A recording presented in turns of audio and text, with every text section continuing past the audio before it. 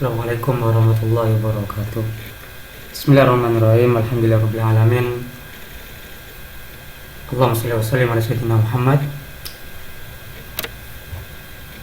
Hari ini kita coba mempelajari menulis itu berjamaah.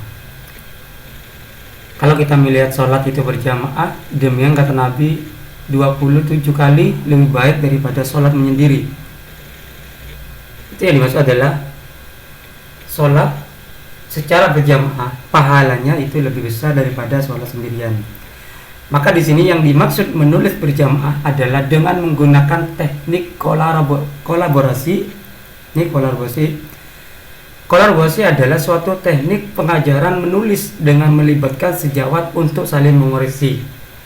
Sejawat yang diajak kolaborasi itu disebut dengan kolaborator. Saya ulang lagi. Kolaborasi adalah suatu teknik pengajaran menulis dengan melibatkan sejawat untuk saling mengoreksi. Sejawat yang diajak kolaborasi itu disebut dengan kolaborator. Mengapa menulis berjamaah lebih baik? Ya, banyak alasan, diantaranya sebagai berikut. Yang pertama, dalam berjamaah atau berkolaborasi selalu ada imam atau seseorang yang dianggap paling senior yang bertindak sebagai model. Dosen senior atau guru senior, ya bisa dikatakan guru senior atau dosen senior, yaitu Anda adalah imam yang memiliki pengetahuan dan pengalaman menulis. Bisa dikatakan guru ya.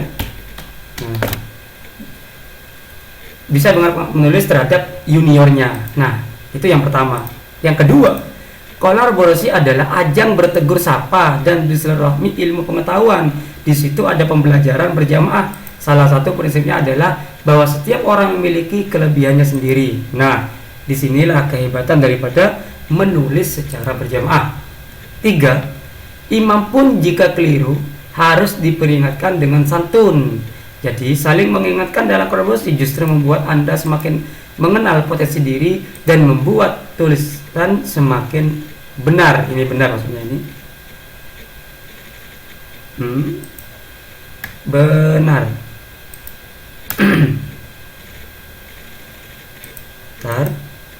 Benar. Kita save.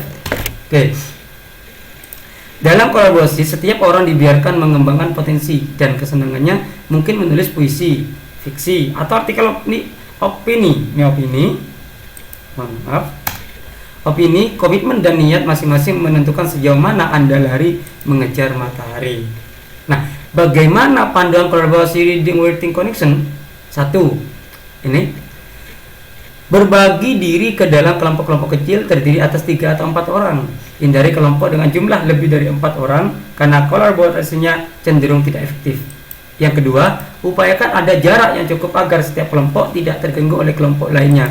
3. Masing-masing anggota membaca karangan orang lain dalam kelompoknya. Jadi umpamanya ada 5 kelompok, maka satu kelompok itu harus ada yang membaca untuk kelompok yang lain. Begitu. Sewaktu membaca, perhatikanlah apa yang kali tulisan. Tandailah dengan menggarisbawahi kesalahan kecil. Gunakan tinta warna-warni agar nampak variasi. Perhatikan dengan seksama apakah karangan tersebut diberi nomor halaman, tanggal, penandangan antar subjudul. Baca setiap kalimat dan cermati hal-hal berikut. Subjek, kalimat, predikat. Antara subjek dan predikat tidak boleh ada koma. Setiap paragraf satu dengan yang lainnya harus bersinambungan. Yang keenam, tanyakan langsung kepada penulisnya manakala Anda menemukan hal yang tidak jelas aneh atau tidak benar. Yang dimaksud di sini adalah penulisnya adalah yang membuat tulisan itu. Yaitu umpamanya kelompok itu, siapa yang menulis kelompok itu, begitu. 7. Kembalikanlah karangan yang sudah dikomentari itu kepada penulisnya untuk ditulis orang. Nanti penulisnya itu untuk memperbaiki, gitu maksudnya itu. Nah, oleh karena itu kalau kita nulis sendiri itu bisa menang sendiri. Nah, maka dari itu berilah kepada orang lain agar menjadi penilai gitu, penentu daripada tulisannya panjenengan itu baik atau tidak.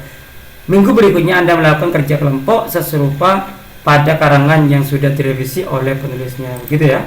Nah, ini bisa Anda konsultasi di alamat email ini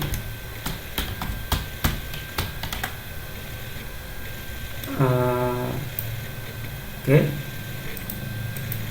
gini ya. Oke, atau di WA atau Telegram di 081 33. Nah, ini. Oke, semoga bermanfaat. Assalamualaikum warahmatullahi wabarakatuh.